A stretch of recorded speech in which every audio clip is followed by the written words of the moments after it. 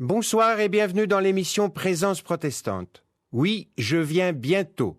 Amen, viens Seigneur Jésus, que la grâce du Seigneur Jésus soit avec tous.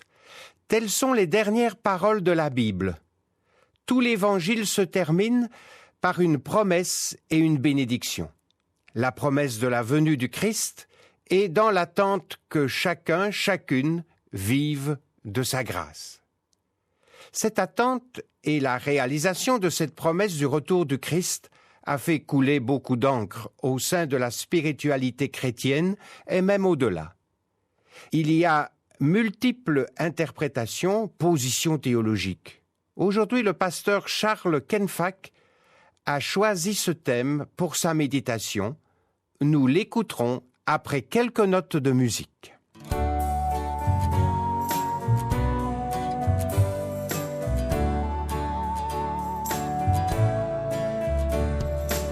Pour notre temps de méditation, je vous invite à considérer quelques versets dans 2 Pierre 3, un texte écrit vers 67 par l'apôtre Pierre au sujet du jour du Seigneur qui approche. Lisons donc dans 2 Pierre 3 à partir du verset 3. Sachez avant tout que dans les derniers jours, il viendra des moqueurs pleins de railleries qui marcheront selon leur propre convoitise et diront « Où est la promesse de son avènement?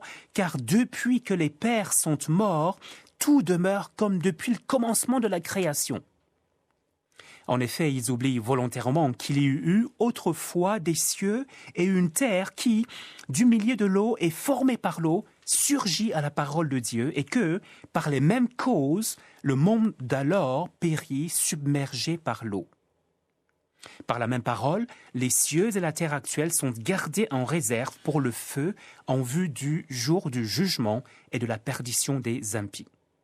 Mais il y a un point que vous ne devez pas oublier, bien-aimés, c'est que devant le Seigneur, un jour est comme 1000 ans et 1000 ans sont comme un jour. Le Seigneur ne tarde pas l'accomplissement de sa promesse comme quelques-uns le pensent. Il use de patience envers vous, il ne veut pas qu'aucun périsse, mais il veut que tous arrivent à la repentance. Le jour du Seigneur viendra comme un voleur. En ce jour-là, les cieux passeront avec fracas, les éléments embrasés se dissoudront et la terre, avec les œuvres qu'elle renferme, sera consumée. Puisque tout cela est en voie de dissolution, combien votre conduite et votre piété doivent-elles être saintes? Attendez et hâtez l'avènement du jour de Dieu, où les cieux enflammés se dissoudront et où les éléments embrasés se fondront.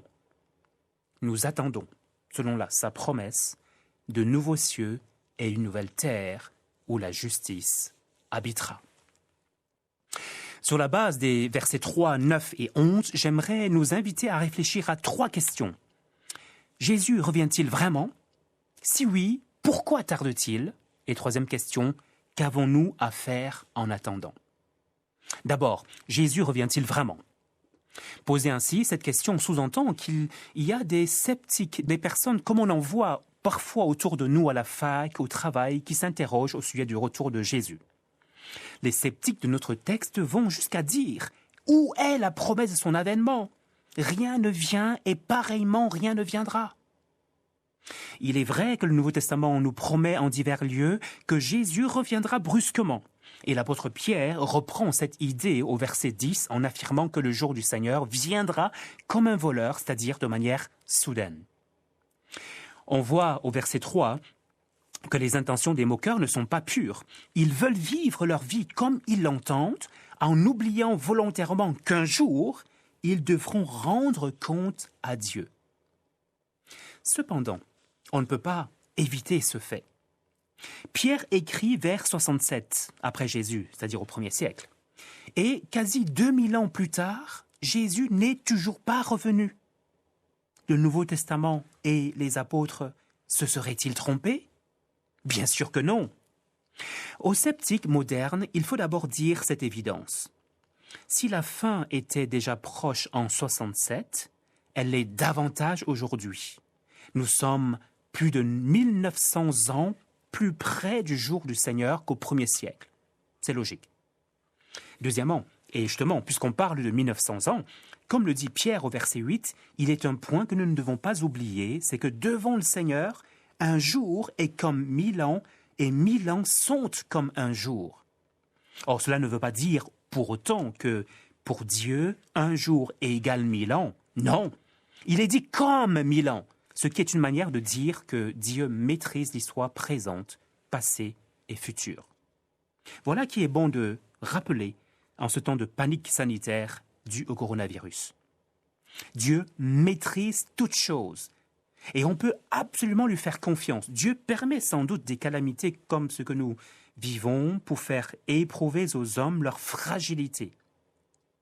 Regardez, voyez un virus microscopique qu'on ne peut même pas voir à l'œil nu.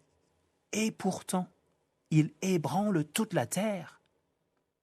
Et par de tels fléaux, Dieu appelle sans doute à lui, en faisant résonner sa voix comme au psaume 46, « Arrêtez et reconnaissez que je suis Dieu. Je domine sur les nations, je domine sur la terre. » Psaume 46, verset 11. Certes, il n'est pas judicieux de rester sceptique. Cependant, cette question demeure. Pourquoi le retour du Seigneur Jésus tarde-t-il? C'est notre deuxième question. Pourquoi le Seigneur ne revient-il pas toujours? On se pose généralement cette question lorsque tout va mal, alors qu'on devrait pouvoir y penser lorsque tout va bien. Voilà pourquoi, malheureusement, Dieu est souvent obligé de permettre des calamités pour nous amener aux questions essentielles. Pourquoi ça tarde? L'apôtre Pierre est clair à ce propos, verset 9. « Le Seigneur ne tarde pas à l'accomplissement de sa promesse, comme quelques-uns le pensent. Au contraire, il use de patience, ne voulant pas qu'aucun périsse, mais que tous arrivent à la repentance. » Le prétendu retard de Dieu n'est que l'expression, en fait, de sa patience pour que les hommes se posent des questions essentielles, notamment celles relatives à notre existence après la vie sur cette terre. Après notre séjour terrestre, en effet, Dieu désire nous compter comme amis et non comme ennemis. À celui qui est fatigué et qui sent sa vie vide de sens, Dieu veut donner le repos de l'âme.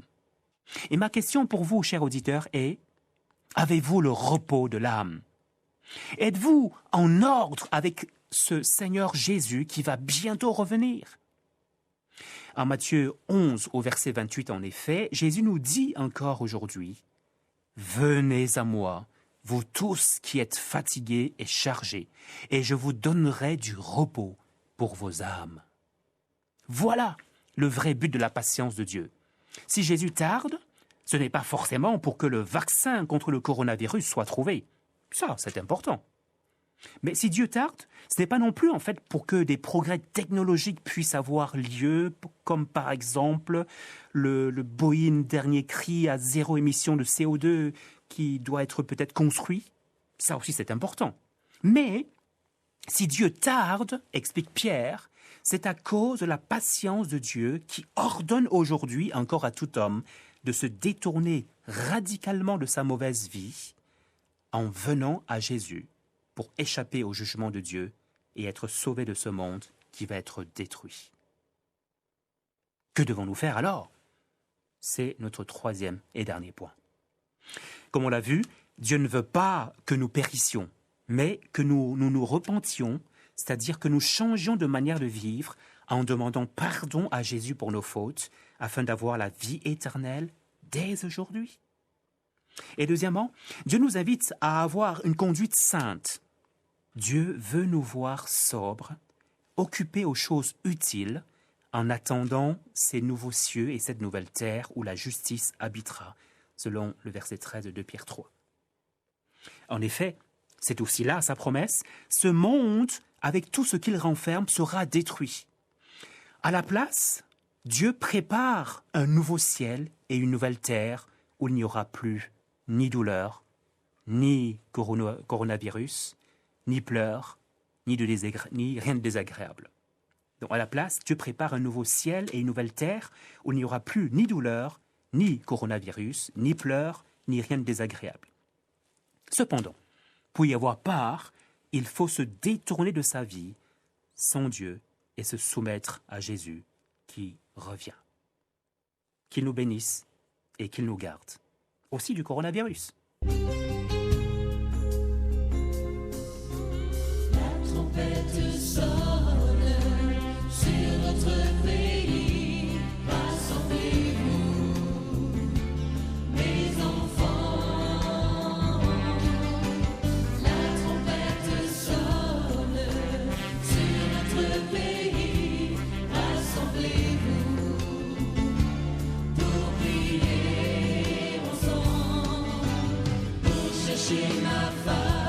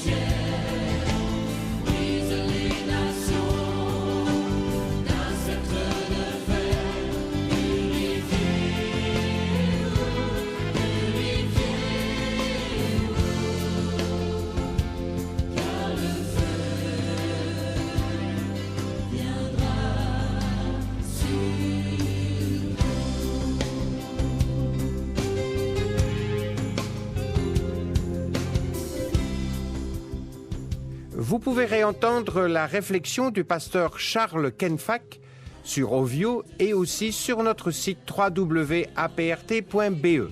La semaine dernière, je vous invitais au concert belgo-syrien programmé pour ce dimanche 22 mars. Vu bien sûr les circonstances et l'obligation de confinement, ce concert est reporté au 4 octobre.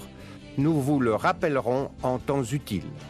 Je vous souhaite une bonne soirée sur la première et à samedi prochain.